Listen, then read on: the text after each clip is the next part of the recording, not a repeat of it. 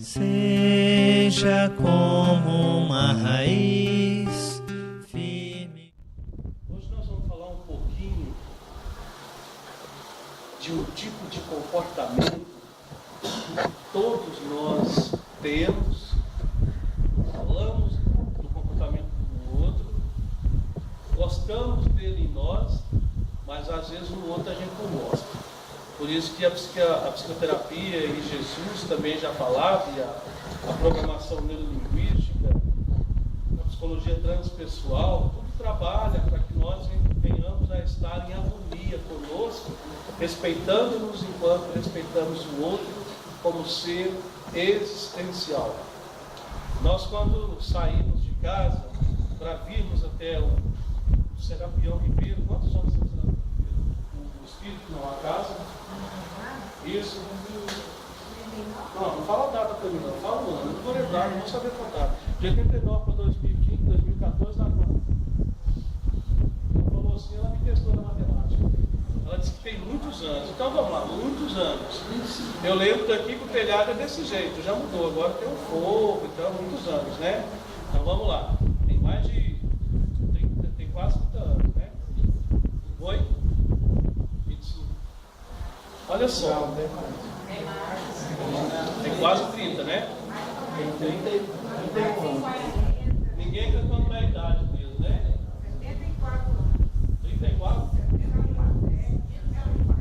Mas você falou 89, né?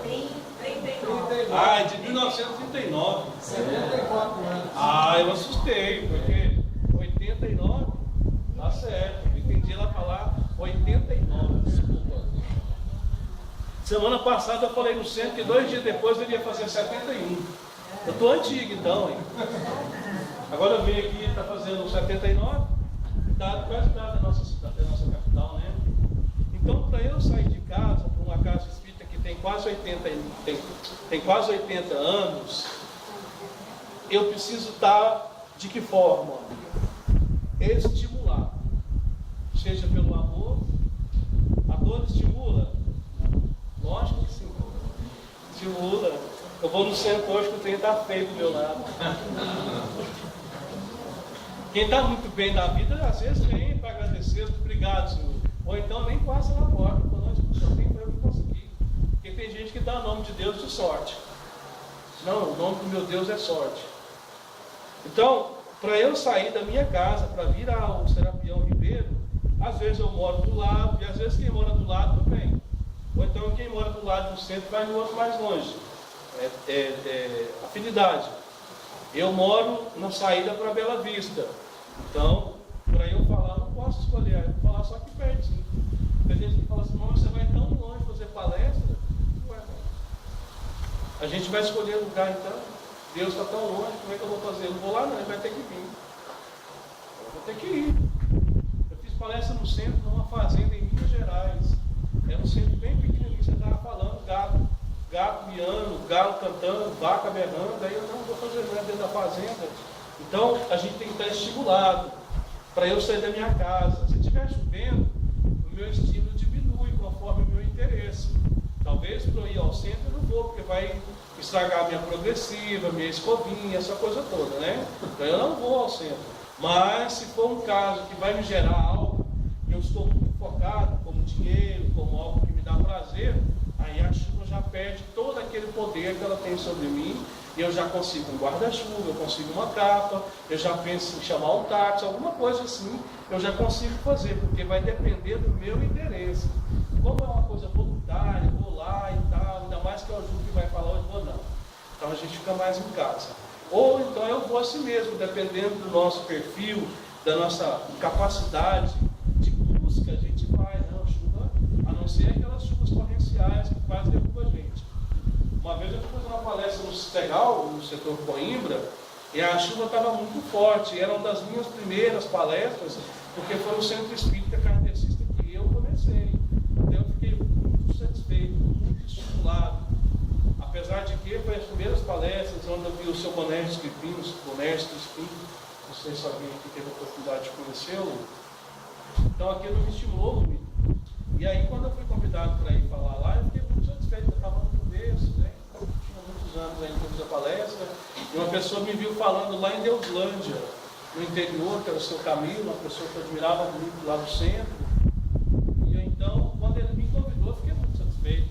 E aquela chuva veio, eu fiquei muito nervoso, muito bravo. Falei, eu vou assim mesmo. A chuva é de Deus, eu também sou, eu quero ver. Aí eu fui, ainda fui de moto. Então, assim, eu ia para um lado e a moto ia para o outro, mas eu cheguei lá. Ia devagarzinho, enfim, consegui chegar. Fui estimulado por querer estar num lugar em que eu comecei, lá em 1994, e que eu um dia nunca imaginava que eu fosse fazer palestra na minha vida. Mas lá eu já estava, nossa, eu queria ir lá falar com o Jesus. Ele fala de uma forma que me deixa ligado. Mas, enfim, isso foi esquecido. De repente, quando foi em 1997, aproximadamente, eu comecei a fazer palestra. E estou até hoje, até quando Deus quiser. Mas eu sei que em alguns centros, eu sei que eu vou estar vivo até o final do ano, porque tem centro que já marcou palestra comigo até o final do ano. Já é uma certeza que eu vou estar vivo até o final do ano. Tem uns que nem ligam mais para mim, já tem 12 anos que eu falo lá, eles não gostam de gastar com o celular. Ligou uma vez ou duas em 12 anos, então já fica marcado já a palestra. Lá é um centro de psicografia, lá no Veracruz Credo, que eu chamo, Matilde, saí da faculdade. Então, é o centro, eu acho que é o centro mais longe da faculdade. Então, eu chamado de Veracruz Credo. E então, eu já levo a psicografia e falo, então, já que vocês não marcam a palestra para mim, já fica pronto, daqui a pouco eu estou ouvindo falar desencarnado e nem estou sabendo. O estímulo que nós temos para poder fazer as coisas vai depender do valor que nós estamos tendo na vida naquele momento.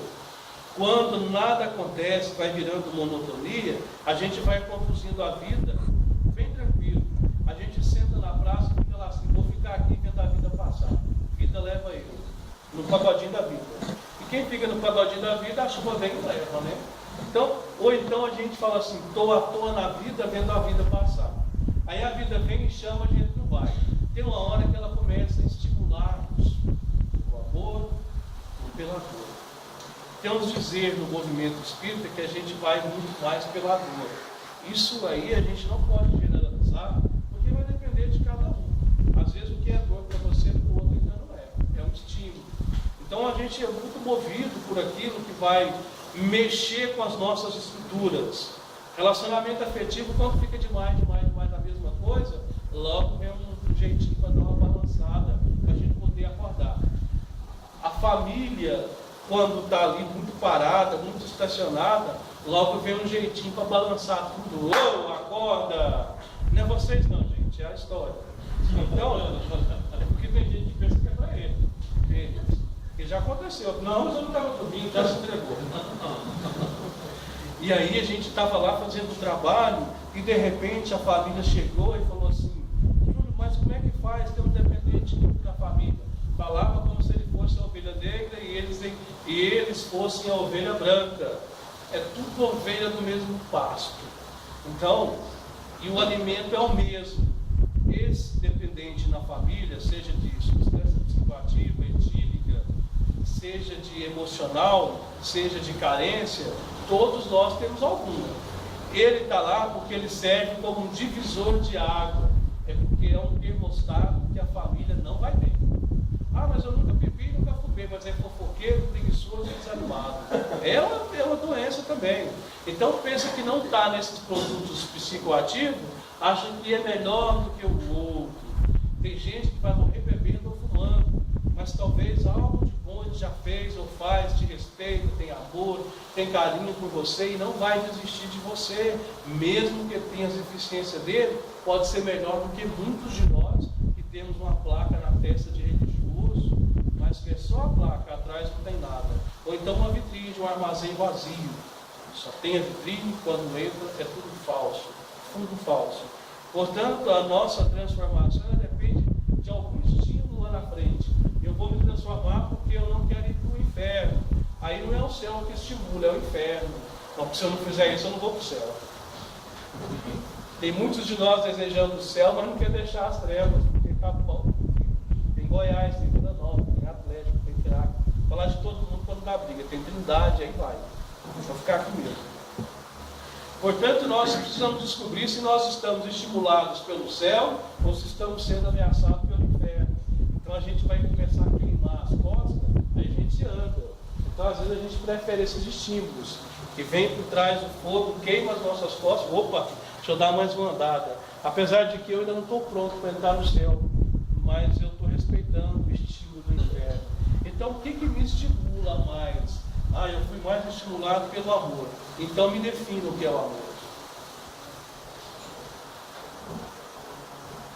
Para você, na sua experiência no Nordeste, no Pará, na Bahia, no Maranhão, no Goiás, no Tocantins ou em Goiânia, elas podem mudar de contexto, porque aquele linguajar, aquela família que foi criada nas dificuldades, ela tem uma definição de amor diferente, de vida sofrida. Ou ele sofreu tanto na sua visão da pobreza, que para ele era uma vida normal, porque ele nunca conheceu a riqueza. Portanto, a gente começa a julgar muito que o outro está sofrendo ou está feliz pelos nossos valores. Então, eu preciso estar estimulado para que eu vá para algum lugar, seja sexual, afetivo, carência, religioso, vontade de mudar de vida financeira. Nosso tempo todo você está trabalhando esse estímulo, porque se nós não tivermos estímulos, como uma chama acesa, colocando combustível, nós vamos ser parceiros da depressão, da melancolia, e o que vai nos acolher é o quê? As drogas e o suicídio. Tem lugar para todos. Quando nós nos colocamos a ir à casa espírita, nós estamos colocando os nossos canais mentais abertos para que possamos ouvir as vozes brandas e suaves dos imortais, e que ao dormir nós façamos as nossas preces para que ao acordar nós tenhamos um dia melhor, porque os desafios virão. Os desafios eles só acontecem para aqueles espíritos que estão prontos a enfrentá-los. Outros sofrem, às vezes ainda nem é um desafio para crescer. Sofrem porque querem permanecer na lama. Outros passam pelo sofrimento, mas eles não ficam no sofrimento, porque eles começam a olhar lá para frente. Tem gente que passa pelo sofrimento e fica namorando a dor. Se eu sair daqui, ninguém vai notar que eu sofro. Então eu tenho que tomar meu Rivotril, tenho que tomar meu diazepam, tenho que tomar vários medicamentos, ficar aqui sofrendo. Com respeito àqueles que obedecem ao diagnóstico médico, que tem um tempo, porque esses remédios viciam, e que depois ele começa a trabalhar de uma forma de superar-se, porque os medicamentos têm uma forte tendência de deixar a gente dependente. Também quem é dependente disso é dependente de droga, porque tem gente que já marginaliza. Droga é só maconha e cocaína, álcool é bebida familiar. Infelizmente, as famílias adotaram o álcool como bebida familiar. A mãe da minha namorada, a gente conversando sobre, eu acho que esse ano, todo ano eu caso. E aí ela falou assim, e aí, vocês vão casar esse ano? Vamos, esse ano não, se Deus quiser, nem acaba de tudo, a gente já tem que estar casado. Então vamos lá. Aí a gente conversando, e ela falou, e a minha namorada falou, e a gente falou. Na verdade, no casamento, quem manda é a mulher e a sogra. O homem só fica escutando e pagando. E aí, eles falaram e tal, dos trabalhos, do centro espírita, e enfim, e depois falaram de como é que vai fazer. Mas não vamos fazer festa, mas vamos. E aí, não vamos fazer não, mas só a família dela já é uma festa, que é mais de 200 pessoas, a minha deve estar 10, e aí vamos lá. E aí eu falei assim, mas olha só, vai ser complicado fazer festa, porque eu não aceito bebida alcoólica, em hipótese alguma. Então assim, se as pessoas quiserem beber, virar do avesso, rolar no chão, ficam à vontade, mas não terá bebida alcoólica. Aí a conversa foi assim, não, durante o casamento não tem, mas quando for fazer, vai ser na minha casa mesmo. Então, se você for fazer na sua casa, tudo bem, mas eu não ficarei lá. Por que é isso? É você querer ser perfeito? Não. Se você não se vigiar, se você não tiver um radicalismo, até você se tornar educado, você tem que fazer isso. Ou então você vira um bundão. Essa é a expressão. Então, não terá. Então, aí foi o afronta. Então vai fazer, né? Como a sogra manda. E é maravilhoso, graças a Deus, obrigado Senhor. Então, nós vamos fazer na minha casa. Aí não posso os parentes. Então, eu deixei claro. todo respeito e educação, eu não ficarei. Porque quando vai ser na casa do outro, eu não posso mandar. Na minha eu posso. Então lá não entrará. Isso é um trabalho que eu faço e que muita gente me conhece e participa. Às vezes me convida para ir na casa deles, bebe e ainda me chama. Eu falo, você deve estar do avesso. Você acabou de ir no trabalho que eu faço e você me chama para beber. Eu não falo assim não, né, gente? Senão fica chato. Eu só digo, olha, eu não bebo. Eu não tenho mais necessidade. Mas eu tenho outros inúmeros vícios. Então fica à vontade. Eu não estou me colocando melhor do que você. Mas esse eu não preciso. Uma coisa a gente tem que aprender. Tem vício que a gente não precisa mais. E a gente para de fazer eles. Mas aí vai numa festa. Ah, qual é o nome do senhor? Oi? O senhor pode pegar a minha mão? Olha só. Messias, tem 10 anos que eu não vejo Messias. Veio lá de manhã, coitado. Ele bebe. Como é que eu não vou beber você? Não posso ser satisfeita. Messias, eu não bebo. Você quer tomar uma bebida para menor? Mas se você quiser beber, pode ir. Aqui a gente não serve. Tem gente que começa a ceder. Ah, mas o cara veio lá do Maranhão, da Bolívia. Como é que eu vou fazer? Eu tenho que receber ele aqui. Eu gosto de tomar bebe lá no boteco. O que aconteceu comigo? A lei seca me forçou a parar de beber porque eu sou representante de viagem. Aí eu, por risco de perder a carteira, eu parei de beber. E descobri que eu consigo ficar sem beber. E aí eu descobri que foi melhor ainda. Então assim, igual você falou, às vezes chega de uma forma, talvez poderia ter sido da minha própria consciência. Mas hoje eu tenho consciência que o que você está falando é a coisa mais verdadeira do mundo. A gente vive sem a bebida. E ela não traz benefício algum.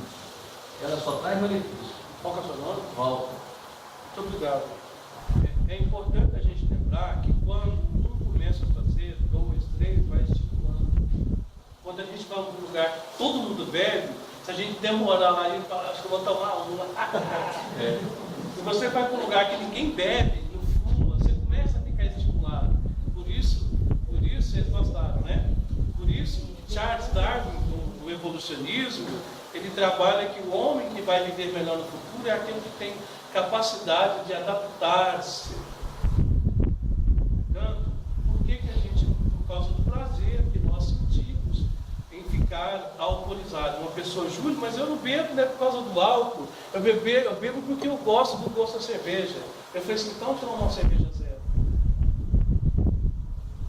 Sem álcool. Porque tem gente que gosta, com todo respeito, quem gosta da sem álcool, bebe porque tem um motivo.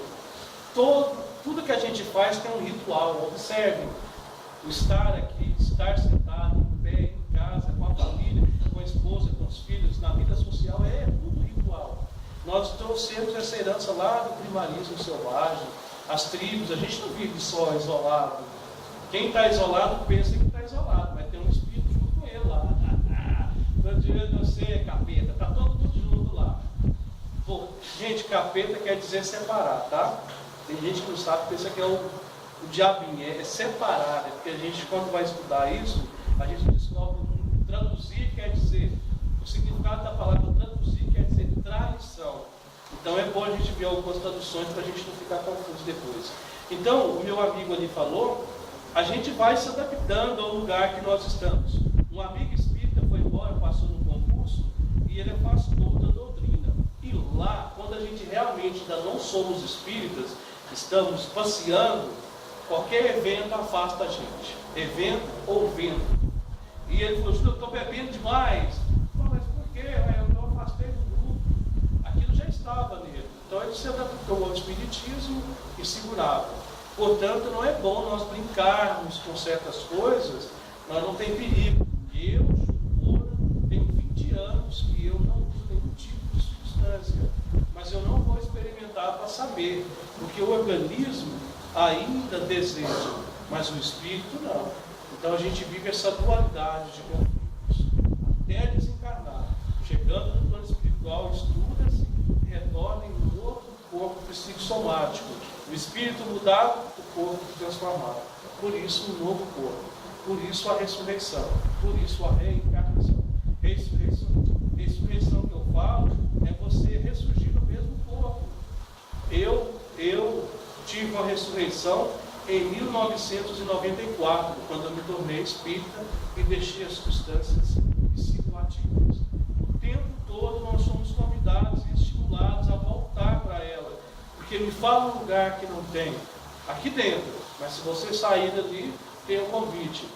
Todas as doutrinas religiosas existem participantes que também são usuários de álcool, de cigarro, de substância psicoativa e substância típica.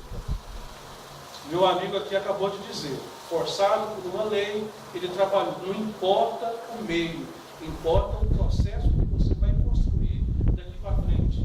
Mas você bebeu, agora está falando isso, com todo o direito, eu tenho portas abertas para falar sobre isso, porque eu sei o que passa um dependente químico, eu sei o que passa uma família, e eu sei a força que você tem para ser melhor do que você era. Não melhor do que o outro, mas melhor do que você como era antes. Mas eu sei que a palestra aqui não vai mudar ninguém, nem é esse o objetivo, mas é para a gente trazer uma mensagem para nós. A gente sempre sai daqui querendo transformar o outro lá fora. Aí eu atendo pessoas com processo de dependência química, a mãe vem para mim, já aconteceu aqui em outros centros, quase todos, alguém procura e fala, tem fulano. Então a pergunta é, o que você, Messias, pode fazer por você enquanto um dependente químico existe lá na sua casa? Eu já falei, não adianta, sim, mas fala para você. A nossa comunidade terapêutica, ela acontece nas sextas-feiras, já disse muitas vezes aqui. Eu chamo lá de comunidade autoterapêutica, porque lá nós vamos para falar de nós. E quando eu falo de mim, eu começo a me transformar, eu vou ver o quanto eu sou dependente de algum estímulo para viver, que eu vou descobrindo o quanto eu faço vingança contra mim mesmo. Não, peraí, então eu vou me transformar. Uma mãe me procurou na quinta-feira da semana passada, conversando comigo, o filho dela já esteve lá e nunca sou nas drogas, e a mãe falou assim, Júlio, como é que faz? Eu fico no mundo e tal, eu já desejei até a morte dele. Ele não precisa desejar a morte dele, ele vai morrer. Credo, Júlio, você também vai, eu vou, vai morrer todo mundo. Mas não desespera não, porque às vezes ele desencarna amanhã.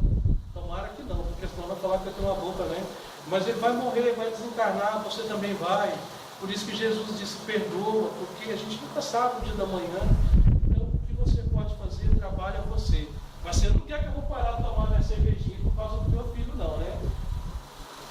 Se você que toma uma cervejinha não dá conta de parar e usa crack 10 anos, vai dar conta? Para de beber, não. Continua bebendo. Larga sua cerveja, não, senhor. Mas o meu esposo também gosta. Mas você vai parar de beber cerveja para quê? Continua. Ela olhou para mim. Mas e meu filho? Você vai conseguir mudar sobre isso? Ah, mas você acha que eu devo parar com a cervejinha? Que sou eu para determinar alguma coisa na sua vida? Eu acho que você deve fazer aquilo que você gosta. O que você gosta? Eu gosto de tomar uma cervejinha. Deixa o cara usar o crack dele. Viu como dói? Mas eu não posso deixar ele está se acabando. E você? Ah, mas a minha cervejinha não faz mal. Quem te disse? Até que a gente consiga provar o contrário.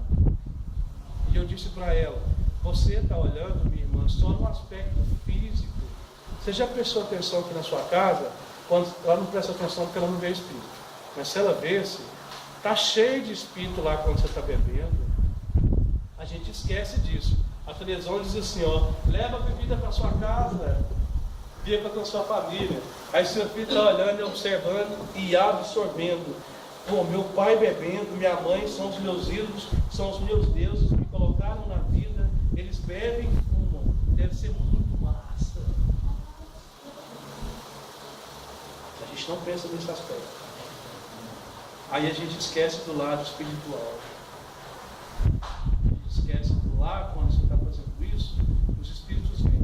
Uma pessoa que eu atendo, o marido tem uma fazenda, e ele vai para lá, e eu atendo ele, a esposa, o esposo, o filho. E aí eles vão para a fazenda. Aí eu atendo, não, vou fazer um trabalho, vou parar de tomar cerveja. Mas por que você vai parar, rapaz? Por causa do meu filho. Não para por causa de você. E se o seu filho morrer, você volta a beber. Ou se a mulher foi embora, você volta de novo. Mas enquanto você não consegue por você, consiga pelos outros. Tá, vamos lá. Ele fez a proposta. Aí eu fui atender o filho na semana seguinte. Então, como é que você está? Eu não falo para ninguém parar de fazer uma coisa ou fazer outra. Ele é que vai procurar porque ele quer deixar. Nós vamos descobrir se é verdade ou se é mentira. Você está escondendo uma outra coisa. Aí ele foi lá e falou. Falou, e aí, como é que começou o seu histórico com a bebida? Ah, cara, foi assim, ó. Vocês sabem que jovem é outro papo, né? Falou, cara, é o seguinte, eu estava lá fazendo com meus tios lá, e meus tios tudo bebendo. Falei, deixa eu experimentar esse negócio aí, saca? Meu tio falou, vai aí, homem é assim mesmo, tem que beber.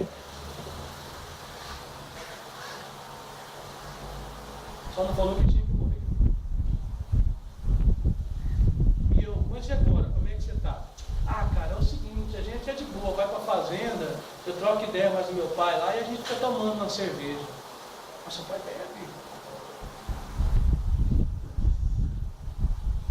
Aí o pai chegou no outro dia, humilde. Oi? Oi? E aí, como é que tá o senhor? Tô bravo. Como é que tá lá? Ah, eu tô conseguindo, tá legal, minha casa, minha família, tá uma harmonia só.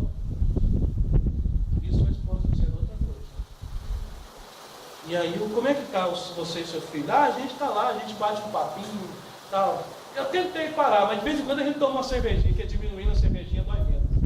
Eu não, maravilha. A hora que o filho entra as entidades junto, lá na minha sala. Eu disse assim para a mãe, falou, olha, eu atendo encarnado, desencarnado é só lá no centro. Vai ficar mais caro o meu trabalho. Porque ele vem e traz a renca de espírito. E os espíritos vêm para cima de mim. O que eu tenho a ver com isso? Não é verdade? Aqui na sala mediúnica é um lugar desse. Aí entra o menino e vem a galera. E aí, os espíritos tudo lá. Esse é nosso.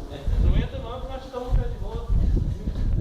Eu já estava sentado, não tinha pedido de cair. Então a gente não vê o lado espiritual e fica aí fantasiando, né? Esse cara fica falando, não. Tá. Eu queria que você visse. Eu queria que você fosse um trabalho mediúnico e visse o que acontece lá. Quando você está bebendo e o seu filho lá vem. E eles vão dizer, ó, o nosso próximo filho, ó. E aí eu falei para ela. Aí foi um grupo lá e falou, ele tá feio pro lado dele. Eles vão derrubar ele, levar ele pro outro lado. Aí foram lá na fazenda, um lugar tranquilo, ambiente natural, todo mundo humildezinho, tomando a cervejinha, e os espíritos falaram, vocês param de vir infernizar nós aqui, porque esses caras aqui são nós, são eles que dão bebida para nós, ai de vocês que vêm atrapalhar. Quem paga o papo? Nós. Portanto que a gente tem que estar vibrando, tem que estar fazendo prece. Volta e meia tem que buscar tratamento espiritual, porque você acaba sendo alvo, porque você está aqui trabalhando com mentes.